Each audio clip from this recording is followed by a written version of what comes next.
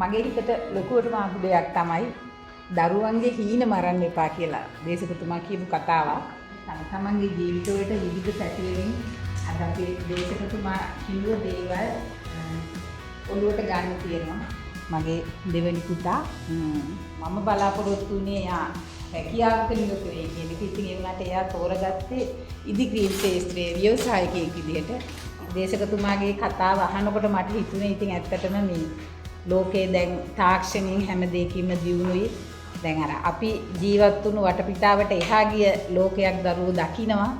ඉතින් එතකොට මේ ඒගොල්ලන්ට මේ විවර වෙච්ච ලෝකයේ ඉස්සරහට යන්න තියෙන ඊට ප්‍රස්තාව අපි අවහිර කරන්න හොඳ නෑ. ඒක මේ අර හිතේ තිබුණු ආතතිය කියන දේ අර මම මේ ඒ දවස්වල තිබුණ එක ටිකක් අඩු වෙලා තිබුණේ. ඉතින් අද දේශනයේදී මම මේක තව ටිකක් සැහැල්ලු කරගත්තා. මේ ඇත්තටම ඉතින් ඒගොල්ලෝ ඒ තෝරාගත්ත මාර්ග මේ වැරදි නැහැ කියන එක.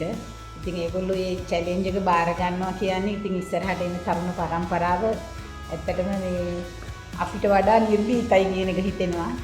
සභා ලේකම්තුමා තමයි අපේ මේ දේශකතුමාව ගෙන්න ගන්න ඕනි කියන එක මුලින්ම කියලා තිබුණේ. රාජකාරී කටයුතු වලදී ඒ වගේම පෞද්ගලික ජීවිතයේදී දේශකතුමා හරිම චතුර විදිහට නැවතීමක් නැතුව ඒ කියපු දේවල් වලින් අපේ අයගේ ජීවිතවලට හුඟක් දේවල් උකහා ගන්න පුළුවන් වෙන්න ඇති.